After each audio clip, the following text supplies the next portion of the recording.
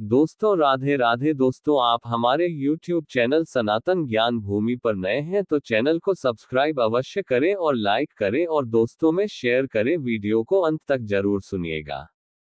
भगवान श्री कृष्ण ने पांडवों को बताया था कि भगवान शंकर के श्राप के कारण कलयुग में वे सब कब और कहां लेंगे जन्म।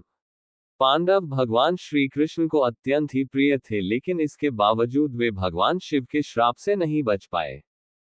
वो श्राप क्या था, महादेव ने श्राप क्यों दिया और इस श्राप से पांडवों को कैसे पता चला कि कलयुग में फिर से पांडवों का जन्म होगा और कहां होगा, कब होगा, ये जानकारी हम आपको बताने का प्रयास कर रहे हैं।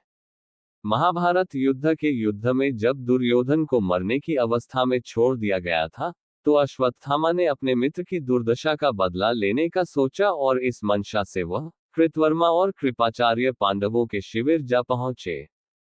वहां उसने देखा कि महादेव स्वयं पांडवों के शिविर की रक्षा कर रहे थे।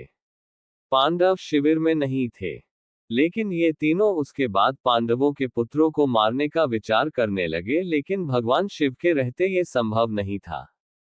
इसलिए अश्वत्थामा ने महादेव की आराधना की। महादेव पहले से ही महाभारत युद्ध की विभत्सता से पांडवों से नाराज थे और अश्वत्थामा की आराधना ने उन्हें उनकी मदद करने के लिए मजबूर कर दिया।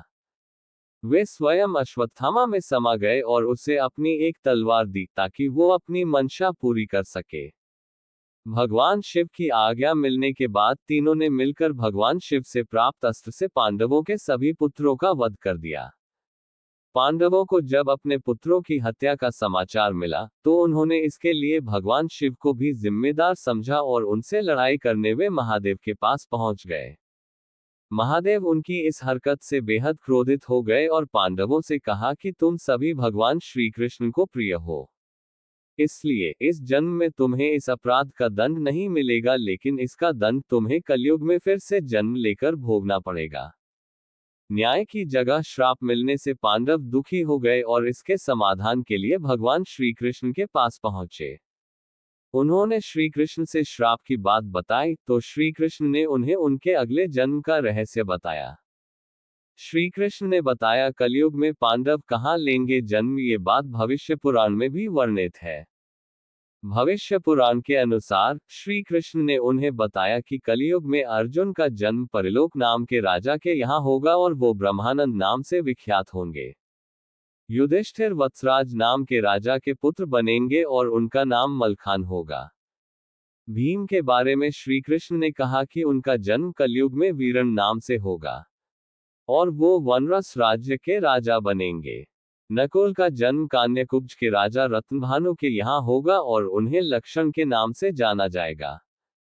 सहदेव के बारे में श्री कृष्ण ने कहा कि उनका भीमसिंह नामक राजा के घर में जन्म होगा और उनका नाम देवसिंह होगा। श्री कृष्ण ने धृतराष्ट्र के जन्म के बारे में भी बताया। उन्होंने कहा कि वे अजमेर में पृथ्वीराज के रूप में जन्म लेंगे और द्रौपदी उनकी पुत्री के रूप में जन्म लेगी, जिसका नाम वेला होगा। फिर भगवान श्री कृष्ण ने कहा आगे क्या होगा मुझे याद नहीं है। प्रिय दोस्तों, ये जानकारी आपको अच्छी लगी हो तो कृपया वीडियो को लाइक करें और चैनल को सब्सक्राइब करें। कमेंट में जय श्री राम अवश्य लिखें। धन्यवाद।